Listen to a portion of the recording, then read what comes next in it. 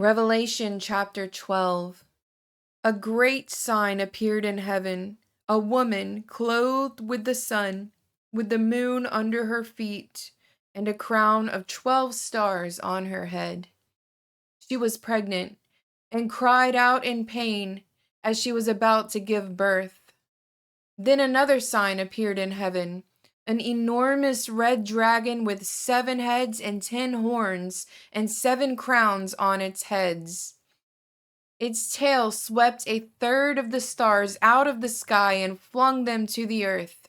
The dragon stood in front of the woman who was about to give birth, so that it might devour her child the moment he was born. She gave birth to a son, a male child, who will rule all the nations with an iron scepter, and her child was snatched up to God and to his throne. The woman fled into the wilderness to a place prepared for her by God, where she might be taken care of for 1260 days. Then war broke out in heaven. Michael and his angels fought against the dragon, and the dragon and his angels fought back. But he was not strong enough, and they lost their place in heaven. The great dragon was hurled down, that ancient serpent called the devil or Satan, who leads the whole world astray. He was hurled to the earth, and his angels with him. Then I heard a loud voice in heaven say, "Now have come the salvation and the power and the kingdom of our God, and the authority of his Messiah. For the accuser of our brothers and sisters, who accuses them before our God day and night, has been hurled down. They triumphed over him by the blood of the Lamb and by the word of their testimony. They did not love their lives so much as to shrink from death.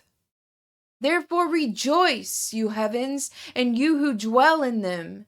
But woe to the earth and the sea, because the devil has gone down to you.